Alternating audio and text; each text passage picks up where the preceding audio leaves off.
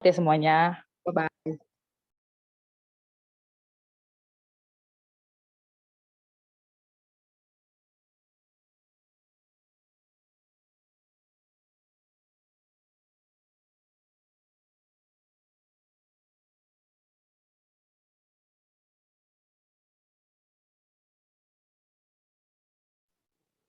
Oke, suaraku jelas nggak ya ini? Pakai earphone soalnya. Jelas, Kak. Oke. Oke, kayaknya sebelum kita mulai, mari kita berdoa dulu ya, berdoa, dipersilakan.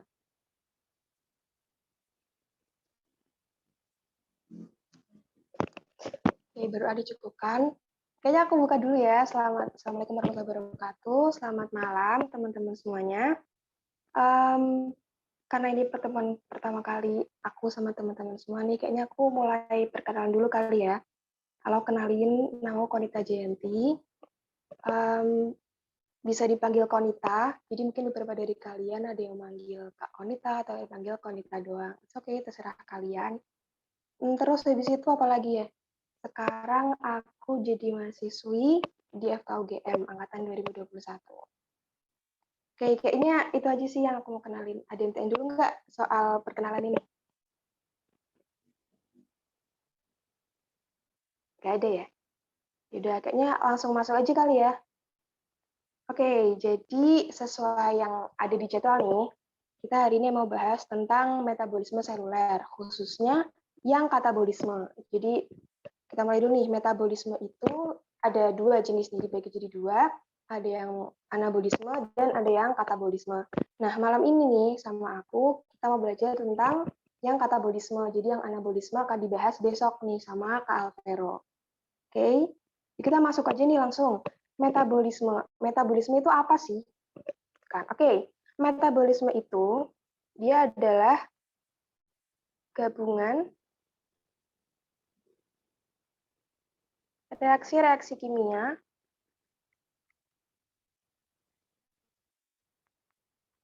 yang mengubah suatu zat dari bentuk satu ke bentuk lainnya nih. Ini teman-teman udah dibahas belum di sekolah yang tentang metabolisme ini? Atau masih bab-bab sebelum metabolisme?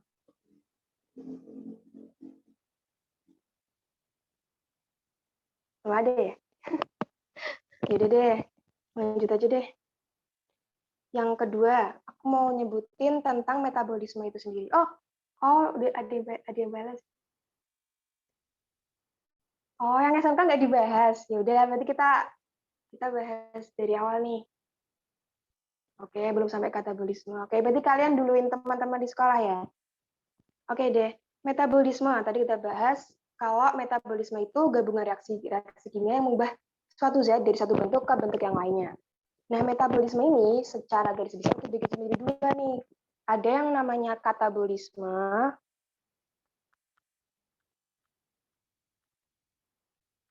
Oh iya, lupa. Kalau aku ngomongnya kecepatan, kalian bilang di chat ya, biar aku bisa baca. Karena kadang aku kayak berbet-bet gitu, ngarap sendiri. Yang kedua itu adalah anabolisme nih. Terus ada dua nih, terus bedanya apa gitu kan? Katabolisme. Jadi katabolisme nih, mungkin kalian bisa ingat katabolisme dari kompleks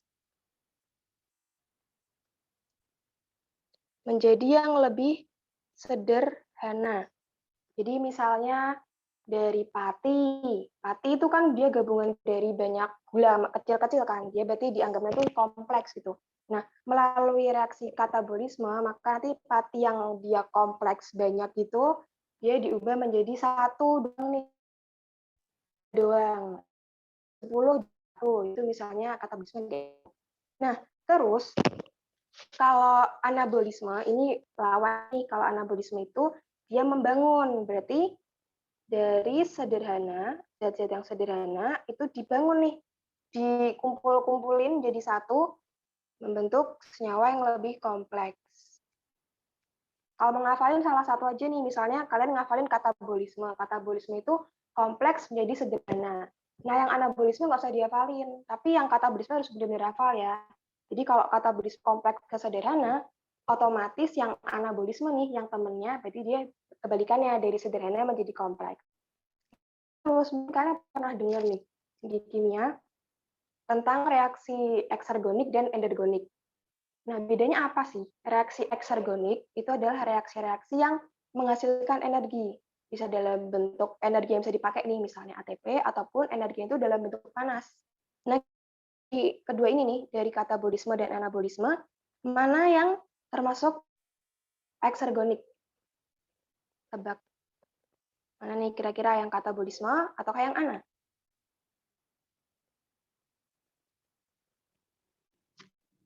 Choice-an bener banget. Jadi katabolisme itu dia kan mengubah dari kompleks menjadi sederhana.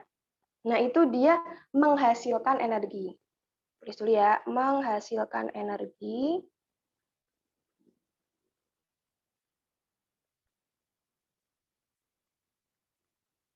atau kalau disebut dalam bahasa kimiawinya gitulah namanya eksergonik. Nah, terus nih, tadi aku bilang energinya itu dalam bentuk apa? Energinya itu bisa dalam bentuk kayak misalnya ATP. ATP itu punya teman loh namanya GTP. Itu jadi mereka ATP dan GTP itu termasuk ke dalam nukleotida trifosfat. Jadi itu energi yang benar-benar bisa langsung dipakai sama suatu sel. Tuh. Selain dalam bentuk ATP nih atau energi yang bisa langsung dipakai, ada juga energinya itu dalam bentuk panas atau kalor. Jadi kayak misalnya manusia itu kan kalau masih hidup, dia pasti kan suhu tubuhnya agak hangat-hangat gitu kan. Beda lagi sama mayat. Mayat itu dingin karena kalau di mayat dia udah nggak mengerjakan, udah nggak melakukan respirasi gitu, udah nggak ada metabolisme, baik katabolisme maupun anabolisme. Itu makanya mereka secara berangsur-angsur akan menjadi dingin. Itu oke, berarti lawannya eksergonik adalah endergonik alias membutuhkan energi.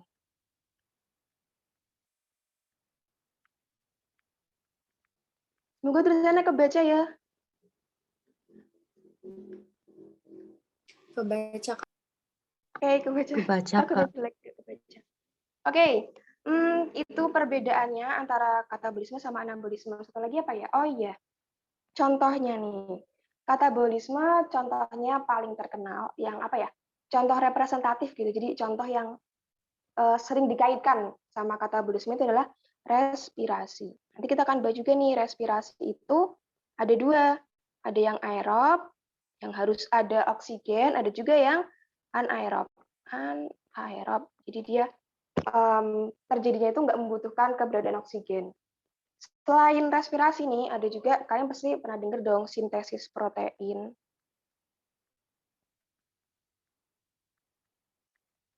Sintesis protein kan itu kita bikin nih dari asam amino yang sederhana, satu, terus disusun-susun jadi panjang, jadi polipeptida, nanti polipeptida dilipat-lipat segala macam jadi membentuk suatu protein yang fungsional. Habis itu selain sintesis protein ada lagi, kalian pernah dengar gluconeogenesis nggak? Gluconeogenesis.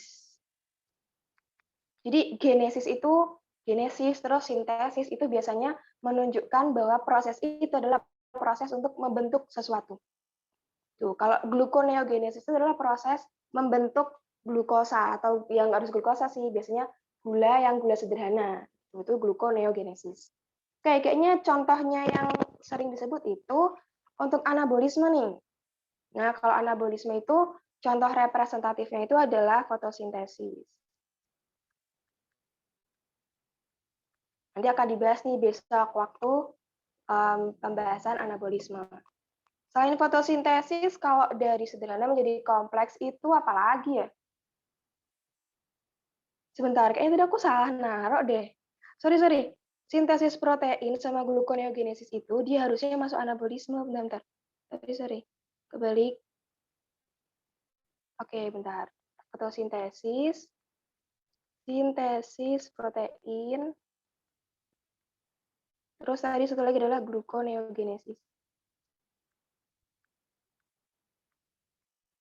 Oke, kebalik harusnya yang katabolisme itu adalah kita pencernaan nih, pencernaan atau digestion. Jadi kebalikannya dari protein tadi, terus dipecah nih jadi polipeptida. Polipeptida dicerna lagi nih, dipecah membentuk asam amino. Nah, itu harusnya yang benar, tadi kebalik. Oke, pengantarnya kayaknya itu dua aja. Kita lanjut ya ke apa sih topik yang akan dibahas pertemuan kali ini. Ada 6.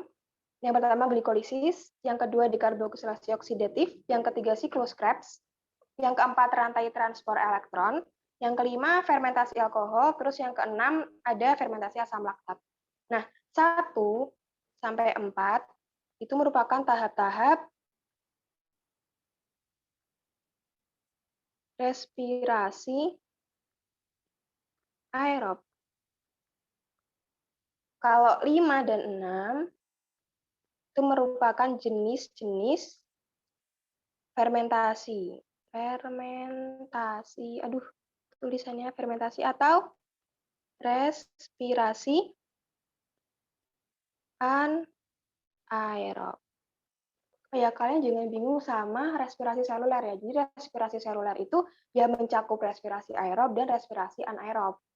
Satu lagi, jangan sering kebalik sama pernapasan. Kadang kita nyebut pernapasan itu sebagai respirasi kan. Padahal sebenarnya respirasi itu ya proses menghasilkan energi. Kalau pernafasan atau pernapasan, bakunya pernapasan ya, itu namanya apa ya, bahasa kerennya, bahasa biologinya itu adalah harusnya ventilasi. Kalau walaupun sebenarnya kalau bahasa Inggris itu respiration system ya, itu paru-paru, terus hidung itu maksudnya ke respiration system. Tapi kalau sebutan respirasi itu untuk yang menghasilkan energi, kalau yang exhale, inhale itu kita sebutnya ventilasi. Oke, langsung kali ya, langsung masuk ke respirasi aerob. Oke, jadi yang gambar sebelah kanan ini itu adalah, udah ganti belum ya? Udah ganti slide berikutnya belum? Oke, udah ya. Yang sebelah kanan ini itu adalah semacam overview nih, nanti kita akan belajar apa aja.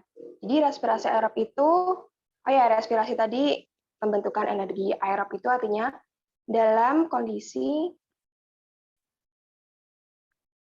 ada oksigen.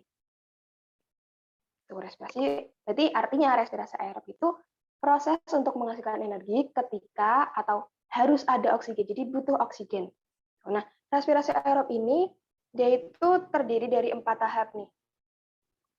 Yang pertama glikolisis, yang kedua dekarboksilasi oksidatif, yang ketiga siklus Krebs, dan yang keempat transport elektron. Teman-teman udah pernah tahu belum? Udah pernah dengar belum keempat nama ini, keempat term ini? Ada glikolisis, dekarboksilasi oksidatif, siklus Krebs, dan transport elektron. Pernah dengar belum? Belum. Belum pernah dengar? Udah, Kak. Oh, udah. Oke, mantap. Udah pernah dengar. Oke.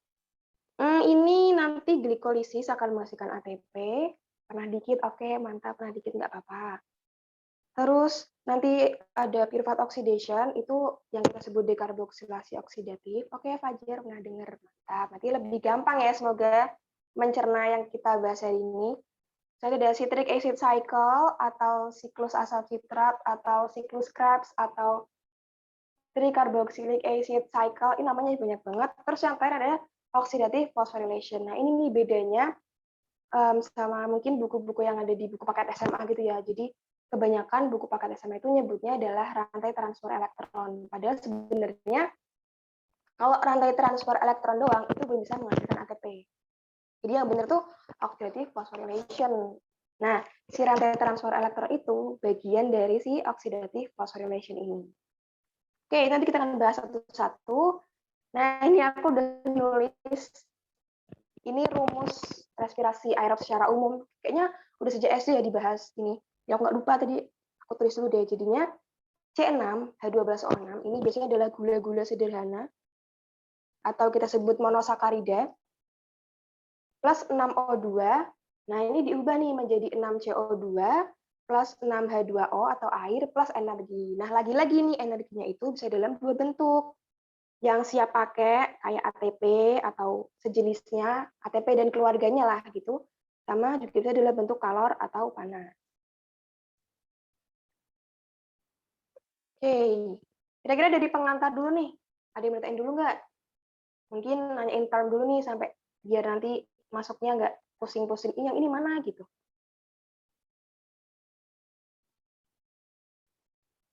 Ada? Oke, cuma belum ada nih yang lain, ada nggak? Oke, lanjut dulu. Suaranya di itu ya, diwakilkan. Boleh, boleh. Oke, kita masuk ke topik pertama nih, glikolisis. Glikolisis, lagi-lagi kita mungkin biar gampang apa ya memahaminya, kita lihat di namanya ya. Gliko itu artinya gula. Lisis itu artinya breakdown, apa ya? Penghancuran, pembongkaran. Intinya itu lisis itu pecah atau dibuat menjadi bentuk yang lebih sederhana gitu. Kak, Breakdown gitu kali ya biar gampang. Kak mau lihat foto yang tadi, Ini? yang sebelum ini. Nah, iya, soalnya aku adiknya dari yang Zoom ini, soalnya kakak aku lagi keluar, katanya di screenshot aja dulu. Oh, oke, oke. Boleh, boleh, silakan. Udah Kak, makasih. Oke, kita lanjut ya. Tadi lisis itu artinya breakdown atau pembongkaran atau membuat jadi lebih sederhana lah gitu intinya. Nah, terus apa lagi ya? Oh ya nih, tempat terjadinya. Tadi ganti ganti warna ya, biar nggak bosan. Tempat. Glikolisis ini terjadi di sitoplasma. Nah, terus apa ya? Inti dari glikolisis itu adalah pengubahan satu molekul glukosa, nggak usah pakai molekul ya, satu molekul glukosa nih menjadi dua molekul asam pirufat. Ini glikolisisnya di sini nih. Ingat angkanya 2. Itu nanti jadi kunci ke proses-proses selanjutnya. Oke, itu intinya. Terus setahu aku kalau misalnya di SMA itu nggak dibahas secara rinci, cuma ya udahlah ya terabas aja kita coba belajar nih yang rincinya itu kayak gimana. Oke, ini udah panjang banget.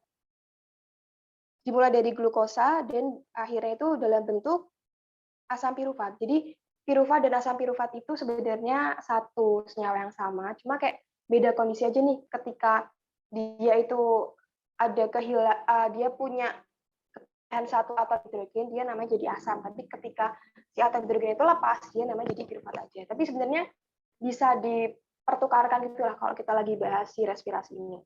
Oke, kita mulai dari awal nih, dari glukosa.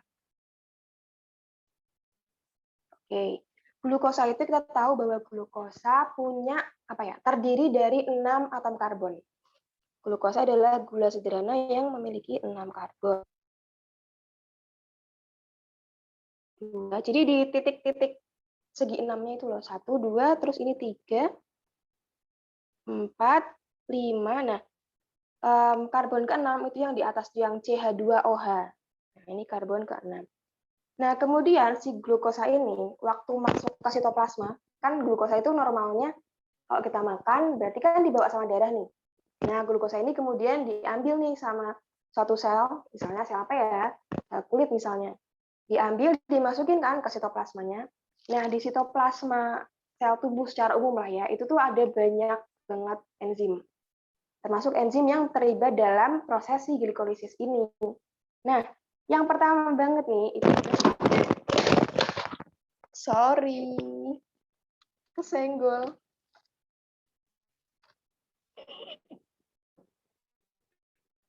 Oke, wait. Sorry. Oke. Oke, lanjut dulu ya. Sebentar deh. Kayaknya kebalik deh.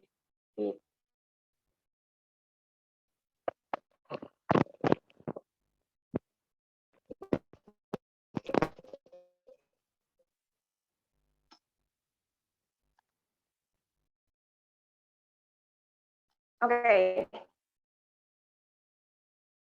Sorry kesenggol. Oke, lanjut. Nah, si glukosa ini, dia kan waktu masuk ke sitoplasma, ketemu nih sama enzim heksokinase namanya.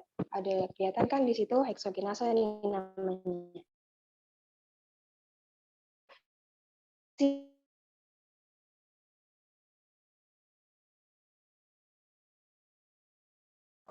Dari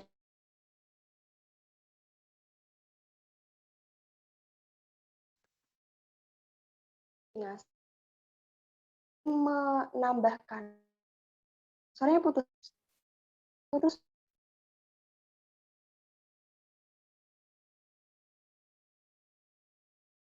udah. Kalau kinase itu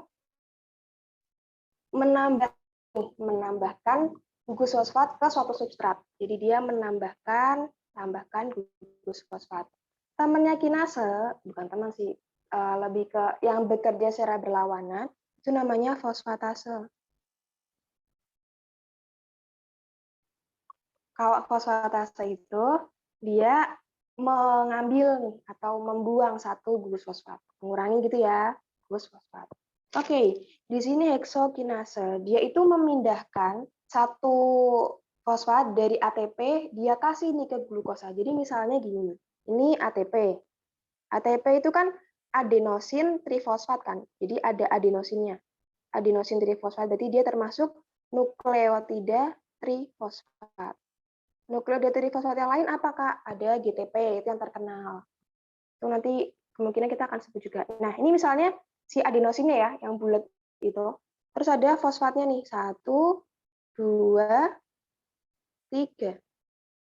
Gitu. Nah, ketika ada heksokinase ini dia akan ngambil satu fosfat, diambil, oke, dari si adenosin trifosfatnya. Berarti kan sekarang adenosinnya udah berubah nih, jadi adenosin difosfat, karena fosfatnya tinggal 2 doang. Nah, satunya tadi nih yang diambil sama heksokinase, itu dipindah ke glukosa. Nah, hasilnya adalah glukosa 6-fosfat. 6 itu artinya apa? 6 fosfat di sini berarti si fosfat yang tadi diambil sama heksokinase dari si ATP itu dipindahkan ke glukosa dan ditempelin ke karbon nomor 6. Ingat kan tadi karbon nomor 6 itu yang di atas, yang mecungul. Nah, fosfatnya ditempelin ke situ. Makanya namanya jadi glukosa 6-fosfat. Oke, selanjutnya si glukosa 6-fosfat ini dia mengalami namanya proses isomerisasi. Isomerisasi itu proses apa ya, kayak susunan atomnya tuh diacak, tapi nggak ada yang berkurang dan nggak ada yang nambah. Jadi kayak bener-bener, misalnya kita punya satu kotak isinya bola nih. Bola, kita udah tahu warnanya merah 5, putih 3 gitu misalnya. Kita cuma ngaduk-ngaduk aja gitu. Jadi nggak ada yang keluar dan nggak ada yang masuk, cuma berubah susunannya aja. Nah, isomerisasi ini dari glukosa 6-fosfat menghasilkan fruktosa 6-fosfat itu dikatalisis atau dibantu sama enzim yang namanya fosfoglukoisomerase. Mereka udah belajar enzim kan sama Kak Nia? Mereka fungsinya untuk mengkatalisis suatu proses reaksi kimia. Oke, lanjut. Fruktosa 6-fosfat ini, lagi-lagi itu dia akan dapat donor atau dapat tambahan fosfat nih dari ATP. Kali ini dibantunya sama enzim fosfofruktokinase. Nah, fruktos 6-fosfat yang dapat tambahan fosfat lagi nih, itu dia berubah namanya jadi fruktosa 1,6 bisfosfat. Nah, kok ini jadi 1,6 bisfosfat? Artinya apa? Berarti fosfatnya itu ada di karbon nomor 1 dan karbon nomor 6. Terus B-nya itu dari karena fosfatnya ada 2. Sebenarnya ini kayaknya nggak masuk materi SMA, cuma biar enak aja jelasinnya gitu, biar kalian lebih kaya akan pengetahuan. Oh iya, lupa nih.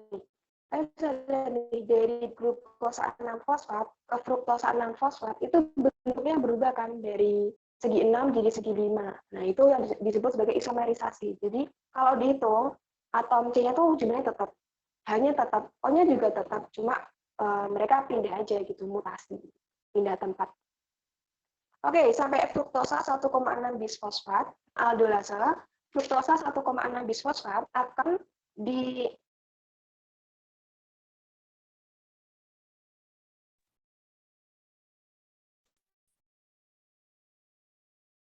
keluar.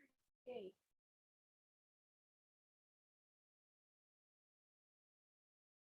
Udah balik belum? Layarku. Sebentar.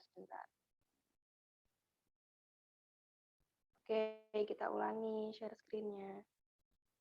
Oke, ini deh.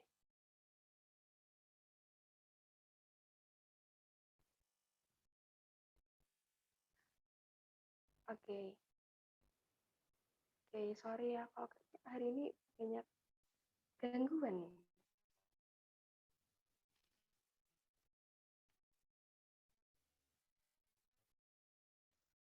Oke, lanjut tadi sampai aldolase ya. Nah, aldolase ini ketika dia ketemu sama fruktosa 1,6 bisfosfat, maka si aldolase ini akan membelah si 1,6 bisfosfat ini menjadi gliseraldehyde trifosfat atau G3P dan juga dihidroksiaseton fosfat. Oh ya, nambahin nama lainnya G3P adalah PGAL. Oke.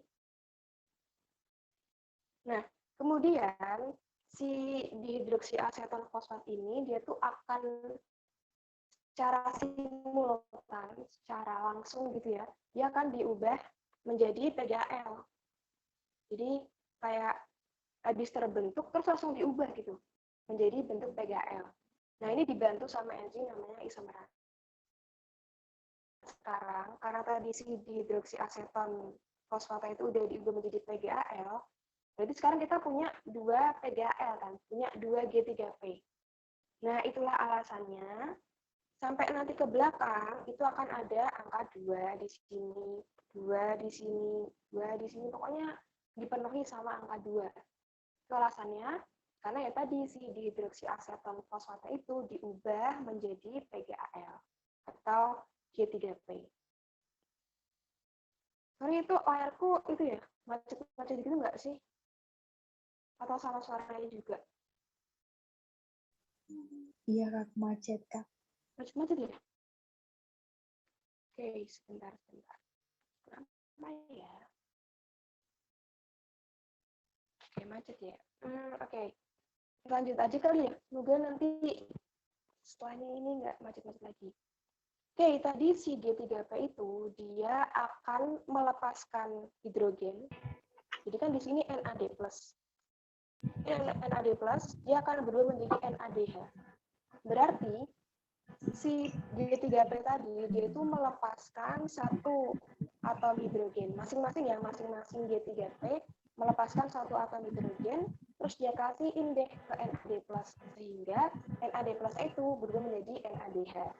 Ingat angka 2-nya tadi karena kita punya 2 G3P atau kita sebut PGAL boleh sama aja.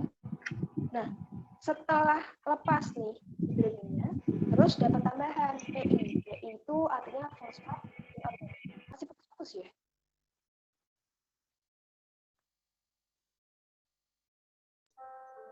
Putus nggak sih? Kak, maaf, putus-putus. Masih putus-putus? Oke, bentar-bentar. Kenapa ya?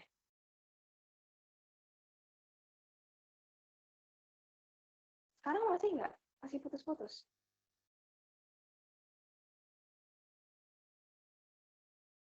Oh, gitu. Kenapa ya? Sekarang masih putus-putus nggak?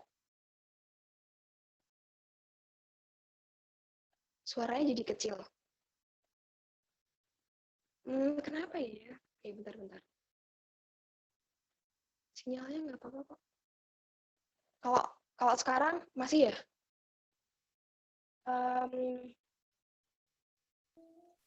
Masih, Kak. Oke. Coba aku lanjut aja kali ya. Nanti kalau misalnya masih putus-putus, kalian bilang lagi ya. Oke. Oke, tadi sampai itu ya, dia ngelepas satu atom hidrogen untuk setiap molekul G3P yang kita punya. Nah, setelah dia ngelepasin atom hidrogen, itu akan dapat satu fosfat nih. P itu fosfat inorganik atau anorganik. Nah, proses melepasnya satu atom hidrogen sama dapatnya satu fosfat inorganik itu dikatalisis sama enzim namanya triosa fosfodehidrogenase. Tuh. Nah, tadi nih setelah ngelepas satu atom hidrogen dan dapat satu fosfat, dia berubah nama nih menjadi 1,3 bisfosfogliserat. Oke. Nah, lagi nih si 1,3 bisfosfogliserat artinya apa nih? Berarti fosfatnya itu ada di karbon nomor 1 dan karbon nomor 3. Dia punya 2 kan nih sekarang. Akhirnya balik nih. Tadi dia mintain fosfat dari ATP, sekarang balikin nih. Si fosfat yang ada di 1,3 bisfosfogliserat ini akan diambil sama ADP, sehingga terbentuk ATP. Proses ini dikatalisis sama enzim fosfogliserokinase. Oke, masih putus-putus nggak suaranya? Masih, Kak. Masih ya? Tuh. Bentar. Oke, gini aja deh. Oh, udah nggak diutami. Masih, kok ada masih deh. Kita lanjut aja kali ya. Gini aja deh, kalau misalnya nanti pas putus-putus, kalian ada yang susah, ada yang nggak paham gitu, kalian tanya ke aku aja. Lewat Discord. Oke, kita lanjut ya. Kalau misalnya ditanyain, tanya aja lewat Discord. Apa? Tadi terakhir itu ya, fosfogliserokinase, dia menghasilkan 3 fosfogliserat. Nah, 3 fosfogliserat ini, dia tuh akan lanjut nih, ketemu nih sama namanya fosfogliseromutase. Nah, fosfogliseromutase ini cuma pindah posisi fosfatnya. Dari yang di bawah tuh, di karbon yang bawah, dia pindah ke karbon yang agak tengah. Nah, itu namanya 2 fosfogliserat. Artinya, berasal fosfat dari karbon ketiga, dia dipindah nih ke karbon nomor 2. Gitu. Oke. Terus lanjut ya. 2 fosfogliserat ini, dia itu akan kehilangan satu molekul air. Nah, proses ini dikatalisis sama enzim namanya enolase. Menghasilkan yang namanya PEP, fosfoenol pirufat. Nah, fosfoenol pirufat ini nanti akan kalian temui lagi nih waktu bahas fotosintesis besok anabolisme. Oke, terakhir nih, PEP ini dia akan kehilangan fosfatnya, membentuk pirufat atau asam pirufat. Gitu. Oh ya, lupa, ini dikatalisis oleh pirufat kinase. Jadi, sebenarnya, oke, Kak. Aku coba stop video ya. Oke, aku matiin ya videonya. Semoga udah nggak bikin macet lagi. Oke, jadi udah ya, udah nggak macet. Oke, bismillah. Jadi kalau di SMA itu kita nggak bahas sampai serinci itu loh yang aku jelasin tadi sampai belajar enzim-enzimnya gitu. Cuma kadang kan namanya soal UTBK, kan kita nggak tahu ya itu kayak materi dari mana, dari buku apa, kayak tiba-tiba keluar sendiri gitu kan. Jadi ya ini pengetahuan aja. Oke, berarti emang harusnya dari tadi aku matiin kamera dulu kali ya biar agak lancar dikit. Oke, kalau misalnya ada yang miss, boleh tanya nanti mungkin di akhir atau kalau misalnya mau nanti lewat Discord, it's okay. Oh ya, aku lupa. Ini nih, kalian ingat ada hukum kimia yang lupa. Jadi kalau misalnya di awal ada 6, nanti di akhir juga harus ada 6 walaupun terjadi perubahan bentuk. Nah, ini terjadi juga nih di glikolisis. Glukosa itu dia terdiri dari 6 karbon. Nanti setelah glikolisis itu akan terbentuk 2 asam pirufat. Nah, asam pirufat ini dia terdiri dari 3 karbon. Artinya 2 kali 3 karbon sama dengan tetap 6 karbon. Jadi memenuhi dong hukum reaksi kimia yang kekekalan kekekalan massa atau apa gitu. Aku lupa itu hukumnya. Oke, glikolisis itu ada yang bukain dulu nggak? Ini tadi pas putus-putus kalian miss yang di tahap mana gitu.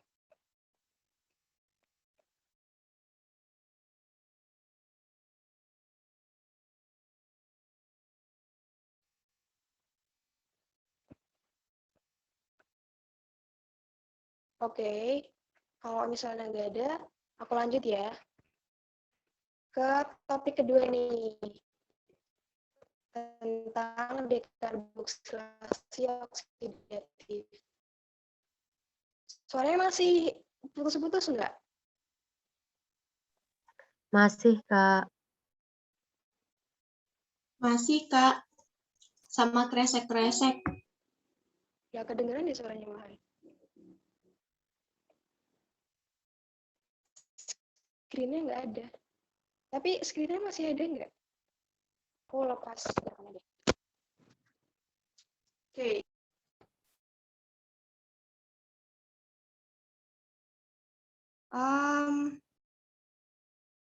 Ada yang lancar nggak? Kamu rasa kenapa ya?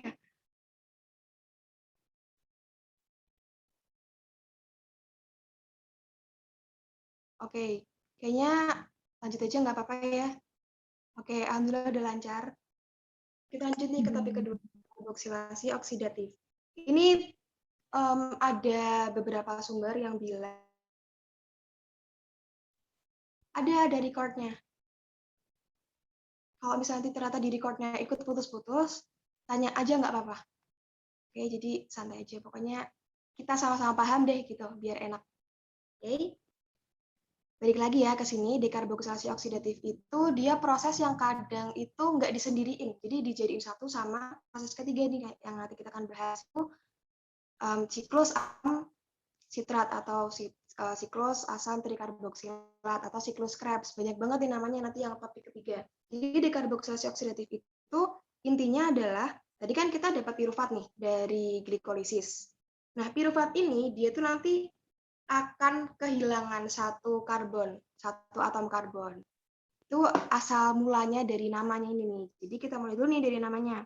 Dekarboksilasi artinya proses dekarboksilasi, artinya kehilangan karbon. Oke, K6C maksudnya C itu apa? Biar nanti nggak bingung belakangnya, nanti kita masih akan nyebut 6C, 3C, segala macam. Jadi 6C itu maksudnya adalah dia itu rangkanya itu terdiri dari 6 atom karbon. Kalian tadi bisa lihat di bentuknya itu, yang tadi gambar sebelah kanan, yang panjang banget itu kan ada bentuk segi 6. Nah, setiap sudutnya itu ada satu atom C. Kecuali yang ada huruf O-nya ya, kalau ada hurufnya berarti itu O aja. Yang di sudut-sudut itu huruf C. Nah, C yang ke-6 ada di atas. Jadi lebih berapa jumlah C dalam senyawa tersebut. Nah, kalau glukosa itu ada 6. Kalau asam pirufat ada 3C. Gitu. Gimana? Paham nggak maksud 6C, 3C, segala macam? Soalnya nanti kita bahas nih sampai akhir tuh masih banyak nyebut-nyebut kayak gitu.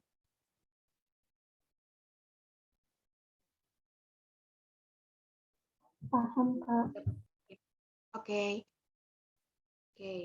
Jadi intinya 6C itu adalah jumlah atom karbon yang ada di senyawa tersebut. 6C glukosa berarti dia punya 6 atom karbon. Pirufat berarti punya 3 atom karbon. Oke, lanjut ya. Dekarboksilasi. Artinya proses lepasnya atau hilangnya atom karbon dari suatu senyawa. Tulis aja deh, hilangnya atom karbon. Aku tulis C aja ya, atom karbon dari suatu senyawa.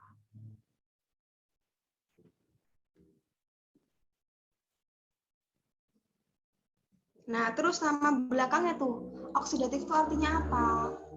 Oksidatif itu maksudnya adalah proses ini nih, si proses dekarboksilasi ini terjadi harus ada oksigen. Jadi kalau misalnya nggak ada oksigen, berarti dekarboksilasi ini yang lagi mau kita bahas itu nggak bisa terjadi. Jadi dia harus ada oksigen. Oke. Sekarang kita bahas pertama adalah tempat terjadinya. Tempatnya itu di matriks mitokondria. Teman-teman tahu kan kalau mitokondria itu dia punya selubung luar biasa nih. Nah, terus membran dalamnya itu dia berlekuk-lekuk. Lekukan itu namanya krista. Kenapa harus berlekuk-lekuk?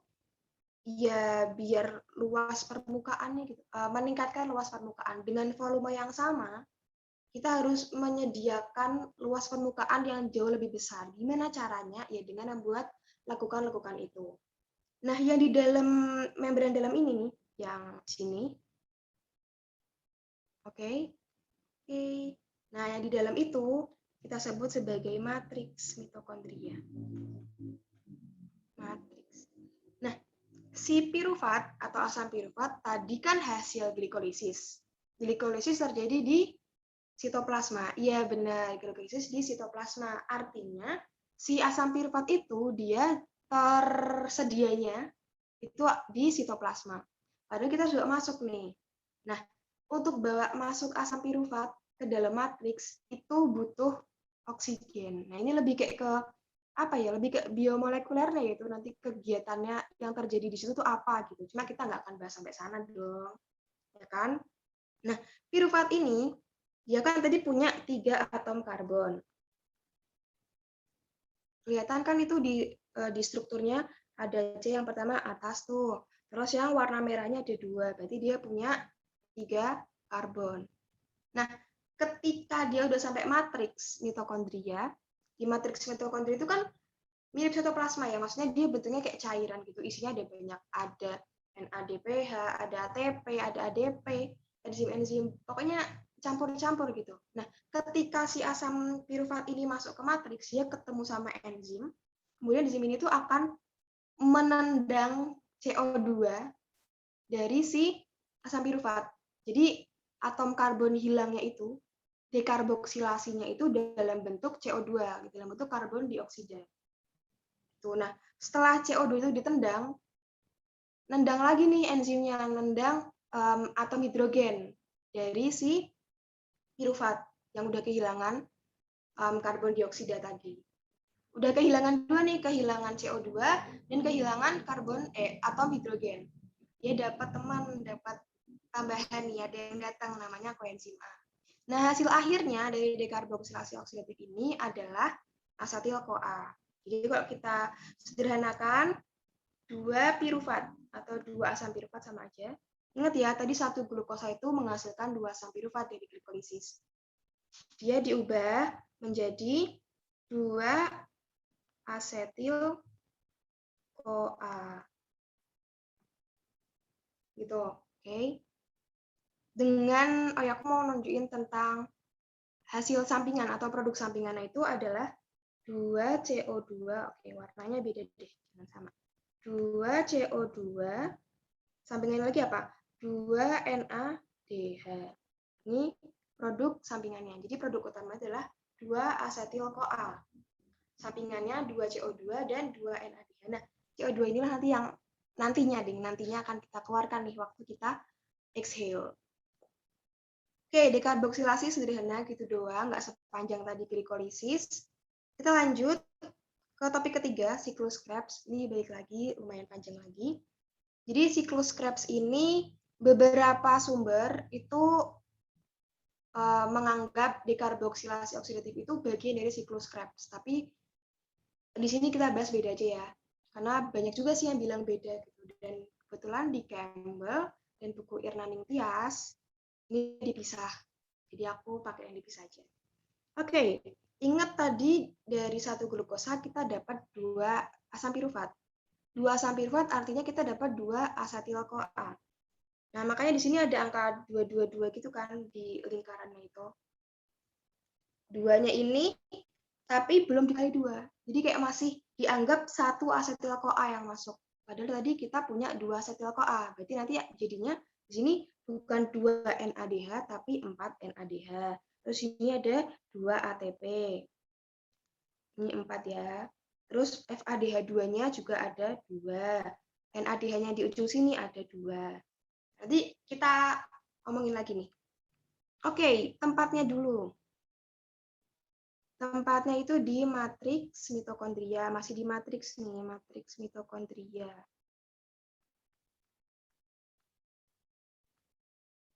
Terus intinya dia mengubah asetil-CoA 2 ya, jangan lupa, menjadi 6 NADH, terus 2 FADH2 dengan produk sampingannya, maksudnya bukan produk utamanya itu adalah 2 ATP dan juga 4 CO2. Pas kan tadi yang dari dekarboksilasi oksidatif 2 CO2, yang dari siklus Krebs 4 CO2. Udah dia terpenuhi 6 CO2 yang akan kita keluarkan ketika kita exhale. Nah, untuk prosesnya, ini ada di sebelah kanan. Oke, jadi awalnya, tadi kan ada asetil-CoA tuh. Ini kita bahasnya masih satu ya, satu asetil-CoA doang. Satu asetil-CoA itu, dia akan melepaskan CoA. CoA itu artinya koenzim A. CoA di sini artinya koenzim A. Nah, oke. Si koenzim A ini lepas. Jadi, si asetil yang udah nggak punya CoA ini akan mengikat oksaloasetat. Membentuk yang namanya sitrat.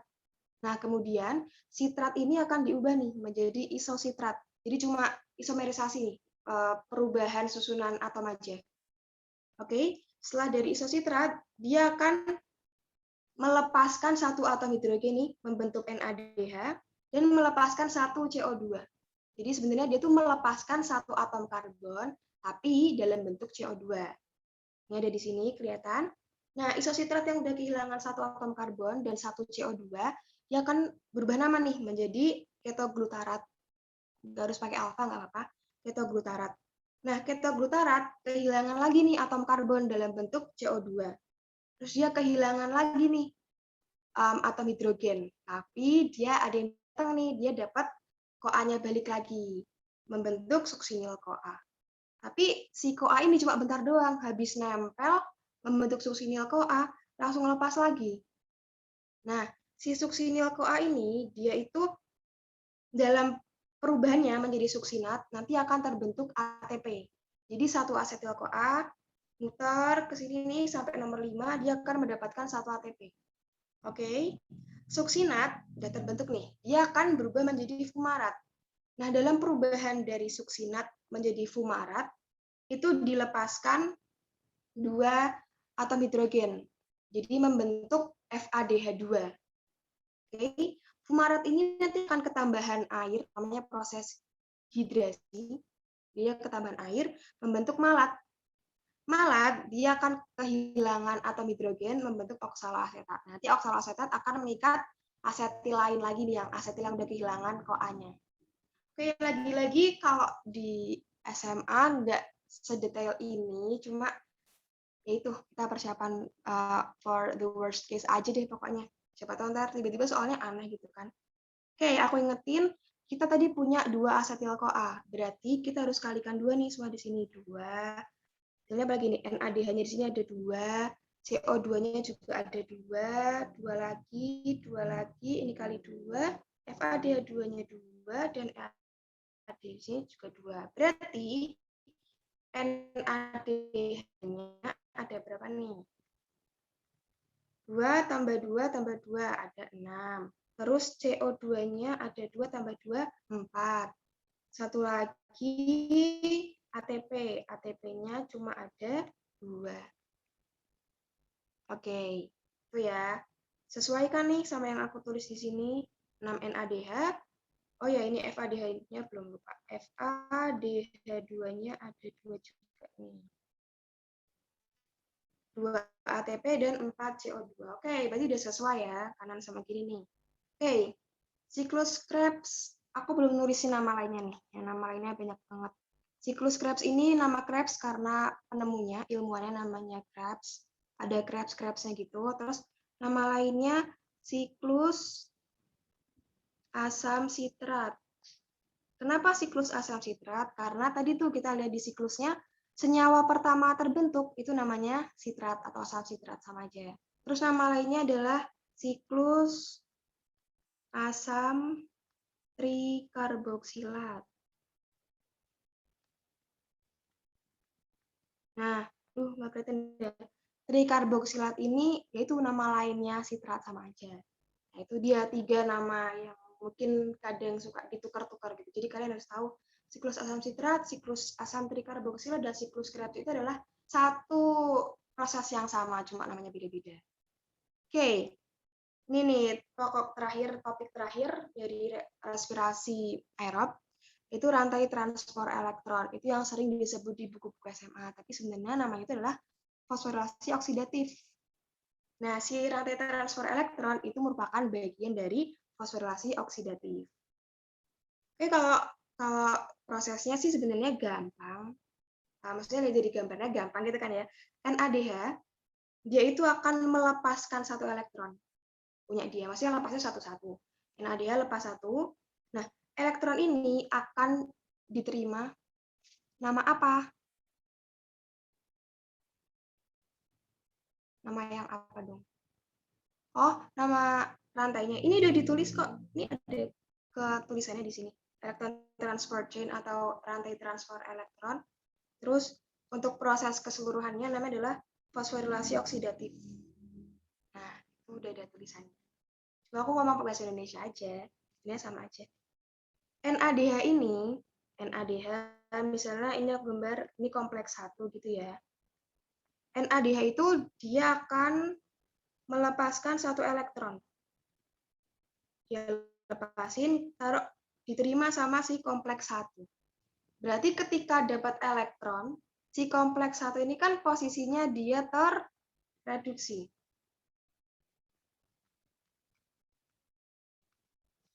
Oke. Setelah jadi si elektron ini tuh cuma kayak mampir, nanti mampir pergi, loncat dari satu kompleks ke kompleks lain gitu.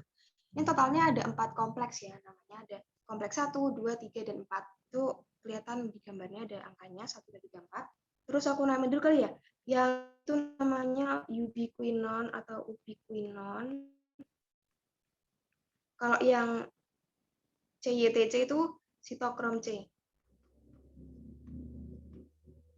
Gitu. Oke. Nah, tadi kan si elektronnya datang nih, diterima sama kompleks 1. Berarti kompleks 1 akan tereduksi. Nah, masalahnya si elektron itu kayak suka pindah-pindah tadi aku bilang. Makanya baru sampai sebentar di kompleks 1, dia udah pindah lagi nih ke yang Q itu, si ubiquinon. Pindah lagi ke sini. Kita ganti warna kali ya. Pindah ke sini. Nah, berarti ketika elektronnya itu sudah meninggalkan si kompleks 1 itu akan posisinya teroksidasi.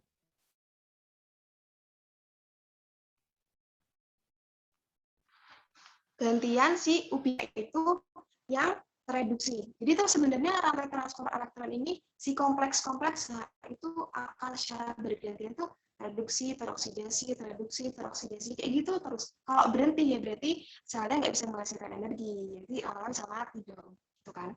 Nah, ada satu kejadian spesial nih. Ketika si elektron meninggalkan, maka dia tuh membuat si kompleks tersebut, kompleks itu terdiri dari protein ya, dan beberapa satu ion hidrogen, ion H+, ke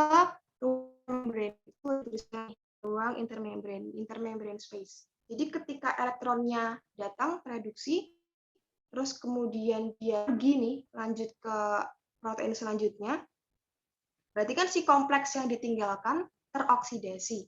Nah, ketika ditinggalkan elektron, dia itu ditinggalkan juga nih sama satu ion hidrogen. Nah, ion hidrogen ini terakumulasi di ruang intermembrane. Nah, proses ini terus berlangsung sampai nanti di kompleks 4. Jadi, si elektron itu akan pindah satu ke quinon. Dari quinon, nanti dia akan pindah ke kompleks 2. Nah, kompleks 2 mampir bentar nih, mereduksi, setelah cuma bentar doang, elektronnya pindah lagi nih ke sitokrom. Ketika elektronnya pindah ke meninggalkan si kompleks 2 mah di bawah. Oke, aku ulangi ya. Berarti dari ubiquinon loncat kan ke kompleks. Berarti kompleks 3 terreduksi. Cuma bentar doang si elektron mampir, dia pergi ninggalin kompleks 3 ke sitokrom C.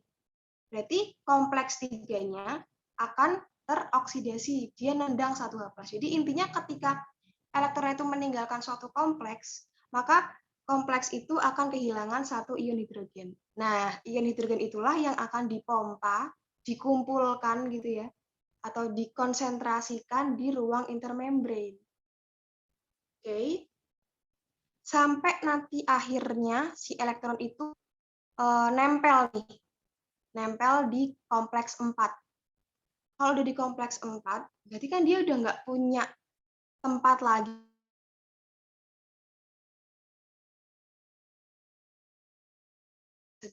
respirasi aerob. Yang kita sebut respirasi ini tuh membutuhkan oksigen, yaitu ini. Ada di sini oksigennya itu dialah sebagai akseptor elektron terakhir. Tulis ya. Akseptor elektronnya eminen. Elektron terakhir.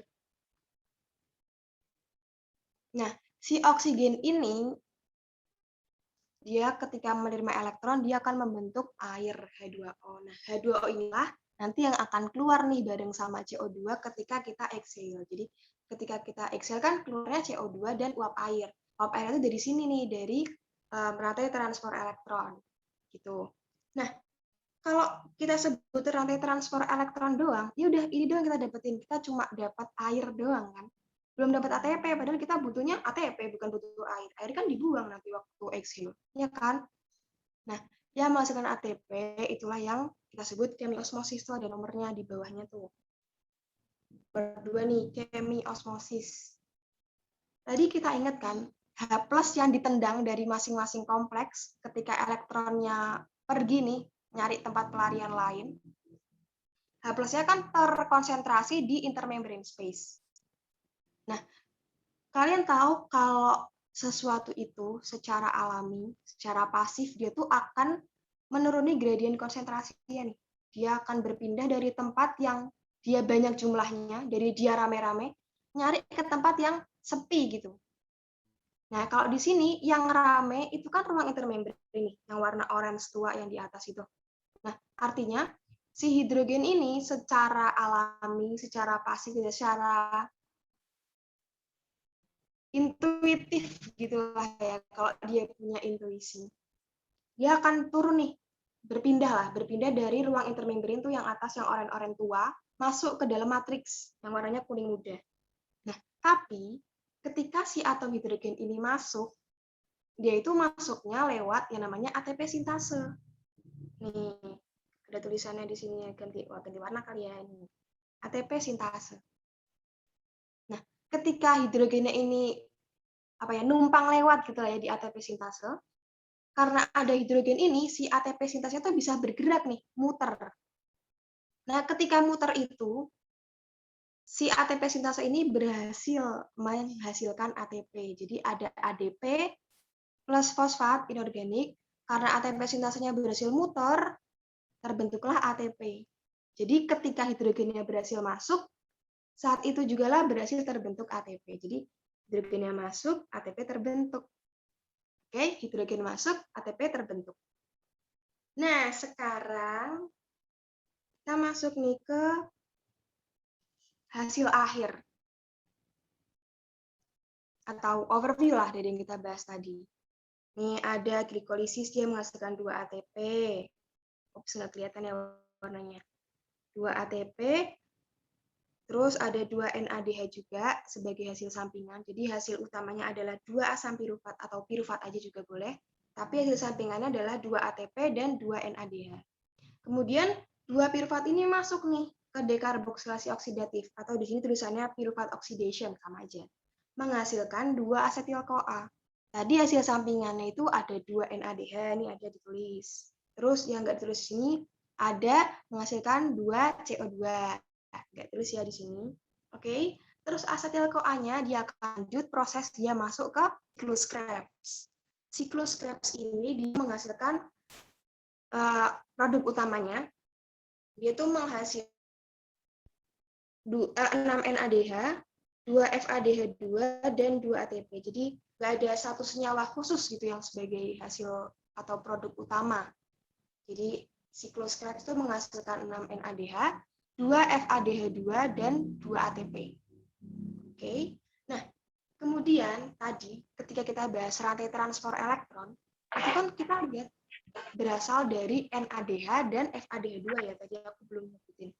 Tadi aku baru nyebutin NADH doang ya.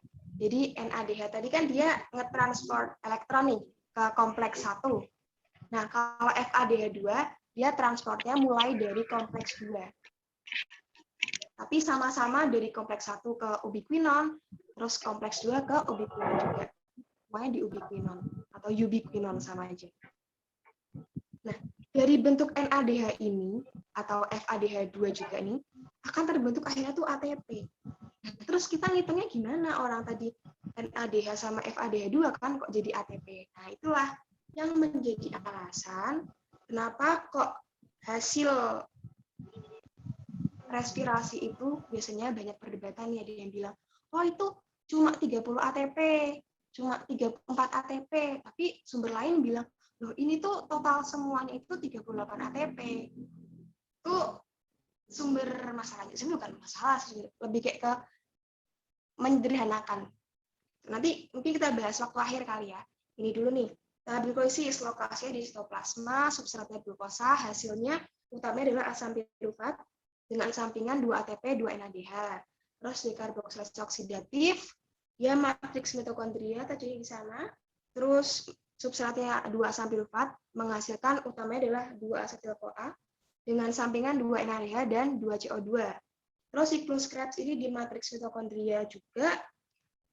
Substratnya 2 asetil-CoA, terus hasilnya ini nggak ada yang utama, nggak ada yang sampingan. 2 ATP, 6 NADH, 2 FADH2, dan 4 CO2. Terakhir, rantai transfer elektron. Dia ini kan keempat kompleks itu dia tertanam di krista mitokondria. Makanya aku sebut lokasinya di krista mitokondria. Jadi di yang pas melengkuk-melengkuknya tadi itu, dia ada di situ.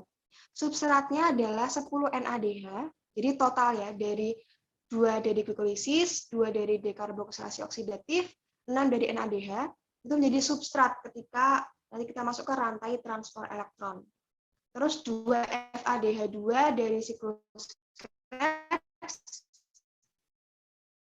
dan 6 O2 itu kita kan kalau inhale kan di situ.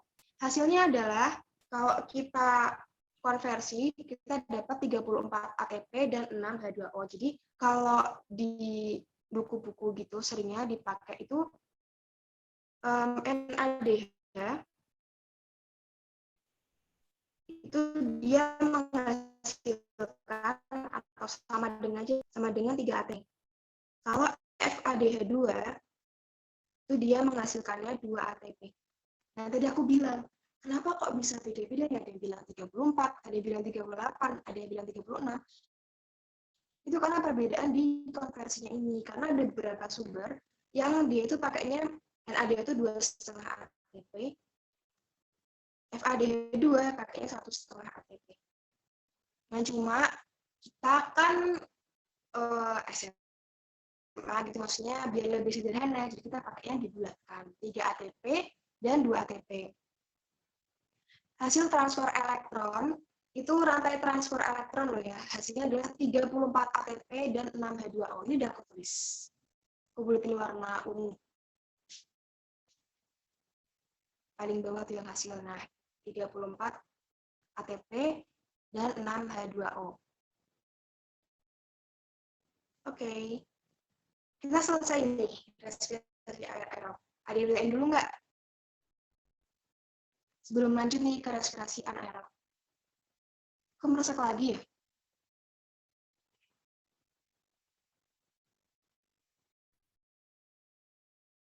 Oke. kalau misalnya belum ada yang mau ditanyain, aku lanjut dulu aja kali ya.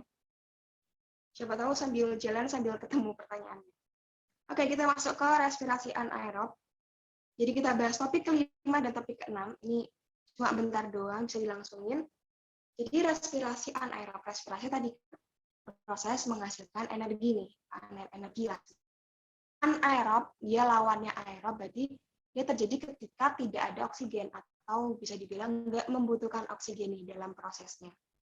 Nah, respirasi anaerob ini nama lainnya adalah fermentasi. Kalian tahu pasti sering dengar nih fermentasi. Fermentasi ini ada dua jenis, ada fermentasi alkohol dan fermentasi asam laktat. Nah, langsung ya ke prosesnya dari fermentasi alkohol dulu. Jadi fermentasi alkohol itu sama nih, awalnya glukosa mengalami glikolisis, terus dihasilkan 2 pirufat. Nah, bedanya adalah ini kan nggak ada oksigen.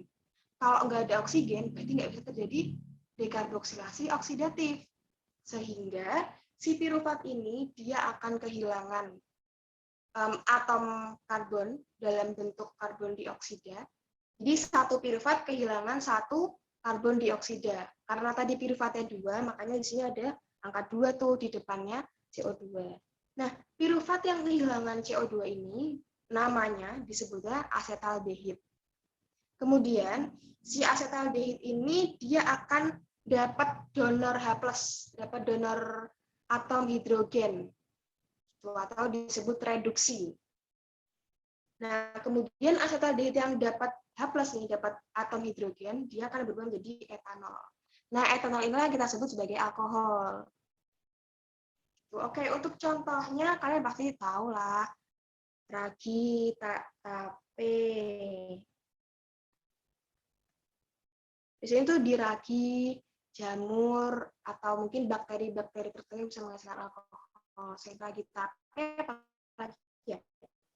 Ragi yang buat minuman anggur tahu, biasanya itu Saccharomyces, minuman anggur. Nah, itu ya dihasilkan adalah etanol. Etanol ini aman, maksudnya nggak bikin meninggal gitu loh, kayak kalau misalnya kita nakup alkohol yang buat cuci tangan. Nah, kalau etanol lebih aman gitu kalau misalnya kita masuk, ya nggak dalam jumlah banyak juga sih, tapi maksudnya bisa toleransi lah gitu daripada alkohol yang buat cuci tangan itu. Oke, kita lanjut ya ke fermentasi asam laktat. Ini sama, jadi sebenarnya respirasi itu pada dasarnya intinya adalah di glikolisisnya. Jadi pasti awal itu glikolisis dari glukosa menghasilkan 2 asam pirufat, itu intinya. Nah, setelah dari pirufat inilah baru beda-beda, tergantung dia anaerob. Anaerob itu fermentasi alkohol atau asam laktat, atau kalau misalnya nanti dia bisa dekarboksilasi oksidatif, berarti dia masuk ke respirasi aerob. Oke, kita masuk ke asam laktat, fermentasi asam laktat. Glukosa kan di glikolisis tuh, menghasilkan 2 pirufat. Nah, pirufat ini langsung direduksi, langsung dia menerima H+ atau atom hidrogen. Kalau tadi alkohol kan dia harus kehilangan CO2 dulu. Kalau yang di asam laktat, piruvatnya itu langsung dapat atom hidrogen, terus dia membentuk laktat atau asam laktat. Ini lebih sederhana ya, jadi sebenarnya gampang dihafalin. Untuk contohnya, ini juga pasti udah sering dengar yogurt.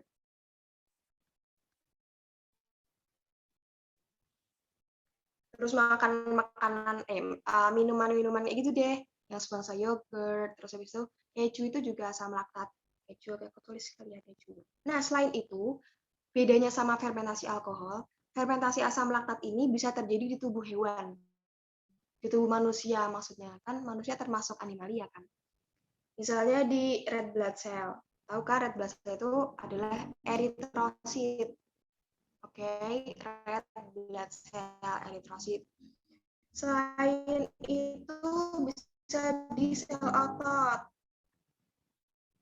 Kalian kalau misalnya habis lari, mungkin lari jauh lama gitu, terus kakinya tuh rasanya apa sih, kayak kaku gitu, kayak sakit buat digerakin. Nah, itu salah satu hipotesisnya karena ada penumpukan asam laktat di sel otot. Tuh, jadi kalau fermentasi asam laktat bisa terjadi pada makhluk hidup, maksudnya pada manusia gitu, terjadi pada manusia. Oke, terus ini perbandingannya. respirasi aerob sama respirasi anaerob. Kayaknya gampang lah ya, maksudnya bisa dibaca sendiri. Ini cuma kayak rangkuman dari tadi. Oh ya, aku merahin angka 38 di situ. Jadi hasil kotor respirasi aerob itu 38 ATP. Cuma dalam proses transportnya ya, jadi kan ATP perlu disebari nih ke seluruh sel. Nah, itu tuh menggunakan sekitar 2 ATP. Jadi kalau misalnya ditanyain netonya, bisa dijawab 36 ATP. Tergantung pilihannya sih, kalau misalnya netonya berapa, ada 38, ada 36, ya pilih 36. Tapi kalau tanya netonya berapa, terus cuma ada 38, ya udah pilih 38. Itu ya. Terus habis itu produknya ini kayaknya udah bisa dibaca sendiri juga. Tahap reaksi juga. Oh ya, yang aku maksud transport elektron di respirasi anaerob itu bukan rantai transport elektron kayak yang tadi di respirasi aerob ya. Jadi maksudnya di sini tuh reduksi sama oksidasi aja. Tadi bahasa reduksi kan. Waktu dia ketambahan ion hidrogen. Nah, itu bisa disebut sebagai transport elektron, tapi bukan rantai transport elektron. Tuh. Oke, terus ini untuk fermentasi alkohol sama asam laktat, tadi kita udah bahas di sana. Akseptor elektron terakhir nih. Tadi ini asetaldehid untuk di alkohol, tadi kita lihat nih proses asetaldehid. Terus untuk fermentasi asam laktat, akseptor elektron terakhirnya itu adalah asam piruvat. Jadi akseptor itu adalah penerima nih, atau tempat pelarian gitulah ya. Tempat pelariannya elektron yang paling terakhir. Karena elektron itu kalau di dalam satu reaksi kimia kan pasti pindah-pindah gitu kan. Nah, yang paling akhir itulah yang kita ingat. Akseptor elektron terakhir itu yang kita ingat. Oke. Oke, perbandingannya itu ini cuma kayak simpulan lah, rangkuman dari tadi kita bahas sejak tadi. Oke, terakhir kita ingat nih bahwa sumber energi itu nggak cuma karbohidrat kan, ada protein sama lemak juga nih terutama. Jadi 3 top 3-nya tuh ini loh, protein, karbohidrat sama lemak. Nah, karbohidrat itu kan tadi udah kita bahas dari awal, dari glikolisis, terus ke dekarboksilasi oksidatif, siklus Krebs oksidatif, tadi yang transport elektron, atau bentuk lainnya juga ada tadi fermentasi kan. Nah, sekarang kita juga harus tahu nih, atau proses gimana sih kok protein itu, kalau tadi karbohidrat kan dia menghasilkan sekitar 38 ATP. Kan jadi beda tipis sama karbohidrat mirip sama. Kalau lemak gini 46 ATP untuk satu molekul lemak. Nah, cuma ya ini kan namanya teori ya. Kita cuma ngitung-ngitung secara teori dapatnya segini, walaupun ya kalau misalnya di real life-nya selnya tuh kerjanya nggak mungkin 100% gitu loh efektivitasnya. Jadi cuma 36 atau mungkin cuma 30 untuk karbohidrat sama protein. Jadi kayak hampir nggak mungkin efektivitasnya itu 100%. Oke, kalau karbohidrat tadi udah kita bahas, dia glikolisis, terus dekarboksilasi, terus siklus Krebs sama fosforasi oksidatif. Kalau lemak, ingat kan kalau lemak bagian lah gitu gampangannya. Ada gliserol, satu lagi adalah asam lemak. Nah, kalau gliserol ini dia tuh akan diubah menjadi gliseraldehid trifosfat nih, tadi yang namanya G3P atau namanya PGAL. Langsung masuk ke situ nih, gliserol langsung diubah menjadi G3P, terus melanjutin proses glikolisisnya sampai selesai, terus nanti dia bisa nerusin sampai bawah sini. Gitu, oke? Yang kedua, asam lemak. Kalau asam lemaknya ini dia akan diubah menjadi asetil-CoA. Jadi nggak lewat glikolisis nih, langsung membentuk asetil-CoA. Setelah membentuk asetil-CoA, dia akan masuk ke siklus Krebs, terus bablas sampai bawah selesai menghasilkan ATP. Gitu. Gampang lagi kita bisa lihat dari panah-panahnya ini, aturannya kayak gimana. Yang terakhir adalah protein nih. Jadi protein, yang tadi aku udah bilang, itu kan dia terdiri dari banyak asam amino. Jadi protein itu akan di breakdown selama kita digesti, selama kita pencernaan. Si protein itu akan diprotol-protolin, disederhanakan gitu lah ya, menjadi asam amino. Nah, kita tahu bahwa asam amino itu ada banyak jenisnya kan, ada 20 jenis asam amino. Nah, semua asam amino ini mereka itu akan mengalami namanya deaminasi. Tulis sekali ya, deaminasi. Artinya penghilangan gugus amina. Penghilangan ini kurang gitu ya, penghilangan gugus amina. Jadi kalau asam amino itu mungkin kalian belajar juga, itu dia ada gugus gugus karboksilat sama gugus amina. Nah, gugus amina ini akan dibuang melalui proses yang namanya deaminasi. Nah, kemudian asam amino yang tersisa nih yang udah terdeaminasi, dia tuh akan berubah nih, ada 3 kayak dia bisa berubah jadi banyak macam nih. Ada yang jadi pirufat, ada yang jadi asetil-CoA, ada juga yang langsung masuk ke siklus Krebs. Nah, tapi yang masuk ke siklus Krebs itu ada 2 jenis nih. Ada yang membentuk oksaloasetat, ada juga yang membentuk ketoglutarat. Nah, nanti kalau udah membentuk ini, ya udah tinggal lanjutin aja prosesnya seperti biasa, seperti tadi karbohidrat, sampai akhirnya masuk ke rantai transfer elektron, kemiosmosis, sehingga dia bisa menghasilkan ATP. Jadi itu overview-nya, terus terakhir, ini tentang complexity of metabolism. Jadi di tubuh kita terjadi metabolisme. Nah, lihat nih, ini tuh kayak serumit itu loh, metabolisme terjadi di tubuh kita. Jadi yang titik-titik itu menunjukkan senyawa. Kalau garis-garis itu menunjukkan prosesnya nih, reaksinya apa namanya, atau enzim terlibat itu apa. Menonjol itu yang titik-titiknya agak gede itu adalah yang metabolisme karbohidrat yang kita bahas dari awal tadi. Kalian tahu ini termasuk diagram yang sederhana dibanding ada yang lain yang lebih rumit gitu. Tuh, jadi ini aku mau jadi sekompleks itu loh metabolisme yang terjadi di dalam tubuh kita. Jadi kita nggak sadar kan kok terjadi. Oke, terakhir ini tentang mau nunjukin tentang hubungan antara anabolisme sama katabolisme. Jadi anabolisme yang akan teman-teman bahas besok nih, itu contohnya adalah fotosintesis kan. Jadi mengubah dari CO2 plus H2O nih, senyawa yang sederhana, menjadi yang lebih kompleks nih, molekul organik. Kompleks, harusnya pakai KS. Oke. Dari sederhana menjadi kompleks, itu anabolisme. Nah, nanti si zat yang kompleks ini nih akan di breakdown menjadi zat yang sederhana nih ke kiri melalui proses cellular respiration atau respirasi seluler, yaitu termasuk katabolisme. Jadi ini tuh siklus ya, kayak terus muter, anabolisme, katabolisme, muter gitu terus. Tuh. Ini buat konsep aja sih, gambaran sebenarnya tuh yang terjadi di sekitar kita tuh kayak gimana sih? Oke, yang sebelah kanan itu adalah gambar yang menunjukkan bahwa pirufat itu adalah titik percabangan atau bisa dibilang bifurkasi atau apa ya? Titik temunya gitu loh antara respirasi aerob dengan respirasi anaerob. Antara yang tadi fermentasi sama yang kita bahas tadi ada dekarboksil oksidatif, terus siklus Krebs, terus nanti ada fosforilasi oksidatif alias menghasilkan ATP.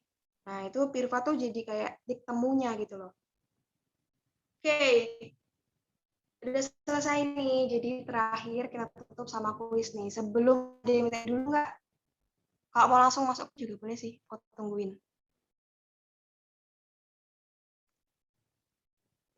Yuk, kayaknya aku mau ikut main juga deh. Oh ya, sebenarnya dia mau tanyain dulu nggak nih?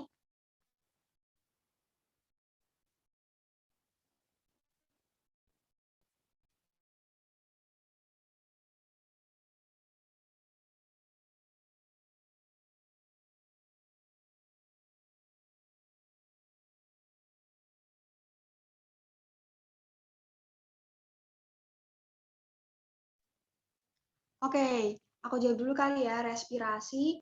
Ya, jadi benar. Walaupun si tumbuhan itu dia dia tuh lebih fokusnya ke fotosintesis, menghasilkan sesuatu, tapi kan namanya sel hidup pasti dia tuh melakukan respirasi seluler. Jadi respirasi seluler itu kayak apa ya? Suatu proses dasar yang dilakukan oleh sel hidup. Jadi of course si tumbuhan itu dia bisa fotosintesis, dia juga bisa respirasi. Tapi kalau hewan, dia cuma bisa respirasi nih, nggak bisa fotosintesis.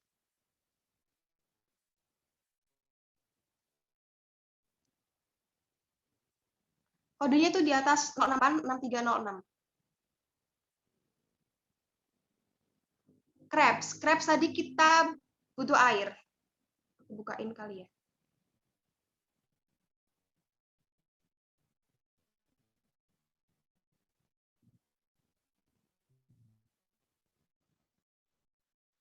Nih. Tapi airnya cuma di sini nih. Ini tuh kayak, oh tidak punya sebentar. Oke. Airnya di atas itu, yang di angka 2, itu sebenarnya apa sih nggak terlalu dibahas gitu loh, karena dia tuh kayak habis ngelepas air, terus ngambil air lagi.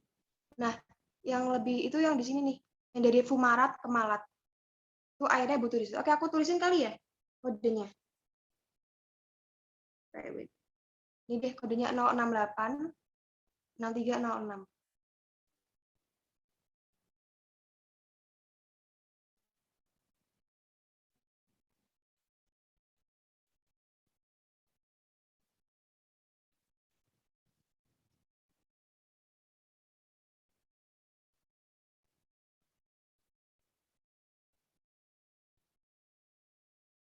Oke, kita mulai.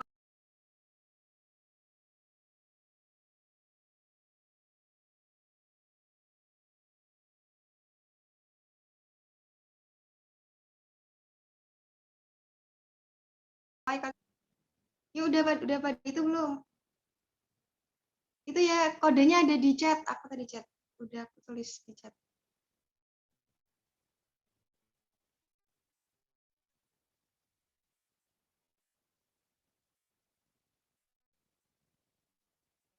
Siap. Kalau kuis kan bisa mulai sendiri-sendiri kan?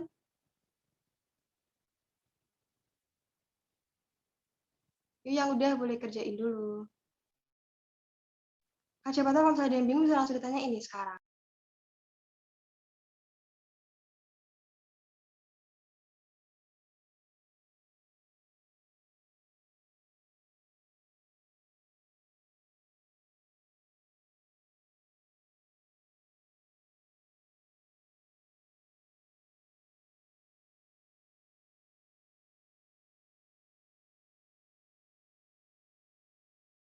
Ya kan?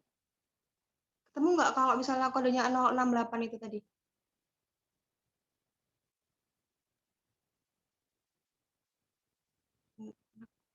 Nemu. Oh, nemu. Oke, oke. Atau perlu itu kali ya? Pakai link ya? Oh, oke, oke, udah ketemu.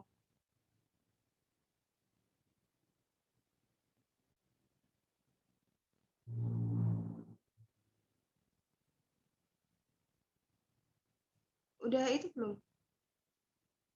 Belum mulai? Belum bisa? Oke, ulangi. Sebentar, aku share screen deh. Ini kodenya ganti, guys. Maaf. Ini dia ya.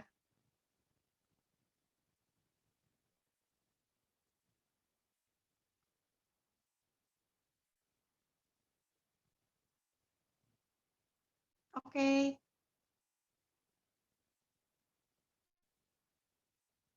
Yuk.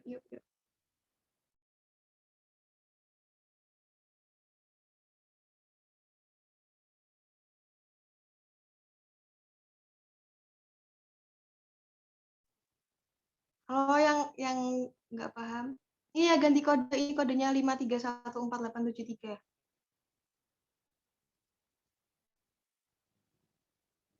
Iya ganti kode. Ayo guys, ramein yuk, ramein. Yuk. Itu udah ada kode kuisisnya ya. Kak Konita itu ada yang nanya tuh Kak di chat. Oke. Aku jawab langsung aja kali ya, nggak usah pakai ketik-ketik. Nah, tapi lupa pertanyaannya.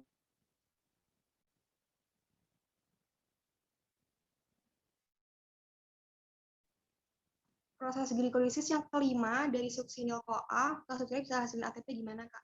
Oh, itu jadi oke, jadi ketika tadi Kita tunjukin gambarnya kali ya. Sambil nunggu yang lain, ya ganti kode. Bentar, ada yang belum lihat ya.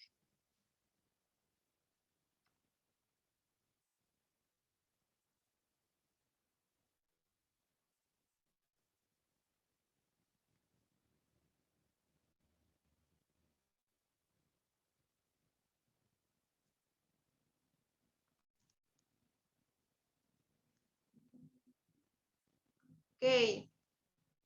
Sambil jawab kali ya, sambil nunggu yang lain join, aku sambil jawab tadi pertanyaan. Yang nomor 5, ini ya, dari suksinil koa ke suksinat.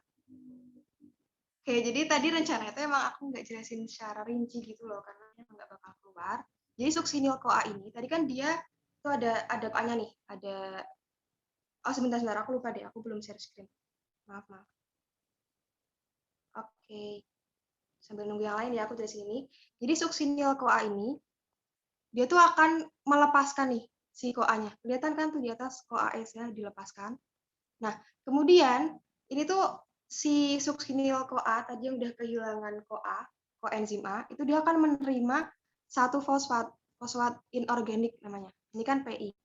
Nah, tapi gimana ya kalau gambar panahnya itu kayak melungker gini, artinya itu dia habis masuk langsung keluar lagi gitu loh. Makanya kayak apa namanya, kejadian tuh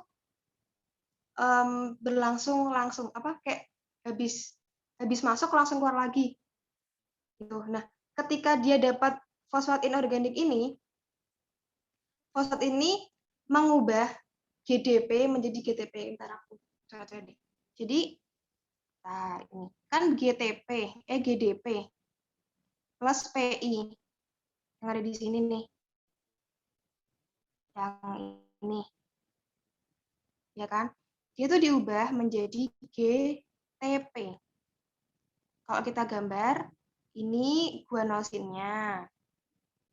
Terus fosfatnya ada 3 kan, berarti GTP.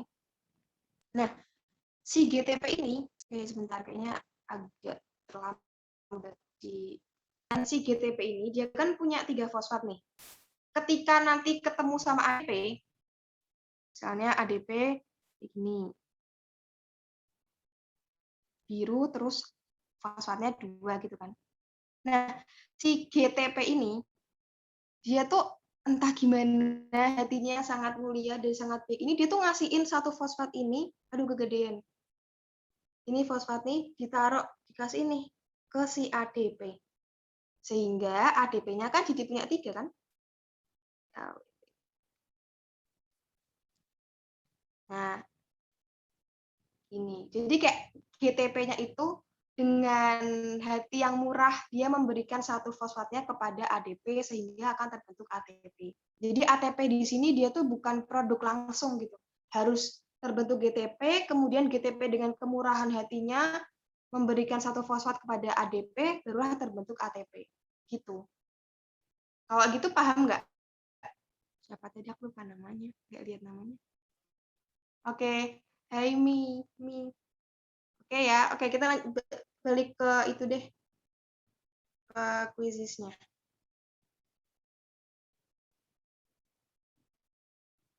Oke, 33 orang. Udah ya? Oke, entar. Oke, aku mulai.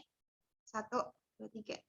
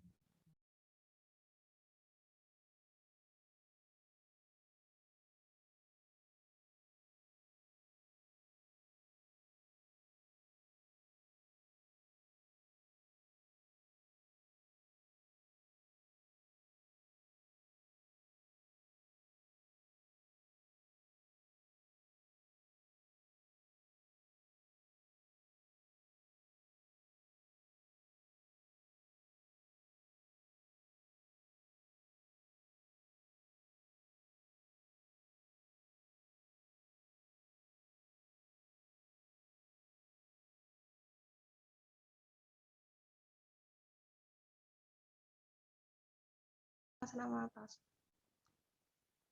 Sukma siapa? Yuk, yang namanya Sukma, silakan tunjukkan wajah. Halo Kak, lagi nggak bisa on cam, maaf. Oke. Gimana nih? Jawaban suara aja. Peringkat 1 kan, gimana soalnya? Ya dikit, ya banyak yang mengkecoh gitu loh, kalau nggak teliti bakalan salah. Itu sih Kak, harus teliti banget tadi. Oke. Terus kira-kira ini tadi yang dari 15 pertanyaan ini kira-kira banyak yang bisa dijawab karena tadi penjelasan yang udah aku jelasin sebelumnya nggak? Iya Kak, soalnya sebelumnya tuh aku cuman baca-baca sekilas gitu loh, setelah dapat dari kakak jadi lebih paham, jadi bisa jawab pertanyaannya. Kasih loh Kak. Oke, sama-sama. Yang kedua. Vina. Gimana nih Vina? Bisa Halo, nomor Kak. 2. Gimana Jujur soalnya? banyak yang susah. Sebelumnya aku Status nggak, bisa nomor 2. sebelumnya aku nggak tahu sama sekali tentang katabolisme. Berarti ini dong, baru pertama kali belajar tadi? Baru pertama Iya, kali denger nama-nama aneh gitu ya? iya. Makasih ya, Kak. Tapi iya sama-sama. Tapi keren loh bisa langsung nomor 2 gitu. Karena tadi aku sambil nyatet, jadi Oh, agak keren. ingat. Oke. Mantap. Nah, oke, kita lanjut nih ya Kak Alia nomor 3 nih. Gimana bisa nomor 3? Soalnya gimana nih? Hadir, Kak. Iya, Ya, gimana nih? tadi sama sih, saya juga ada catat, jadi lebih ingat gitu soalnya. Tapi ini baru pertama kali belajar katabolisme juga. Udah pernah, Kak, eh, di Zenius gitu, cuma berapa Oh, kali doang. Iya, keren. Oke, makasih loh ini Sukma, Vina, dan Alia. Berarti udah tahu lah sedikit banyak. Teman-temannya juga nilainya bagus-bagus kok dibanding aku yang milihnya paling kiri semua. Oke deh, kayaknya materinya udah selesai. Kita kelebihan 17 menit nggak apa deh. Sekarang gimana nih? Ada yang mau diomongin dulu? Mau tanya-tanya dulu? Atau mau langsung ditutup?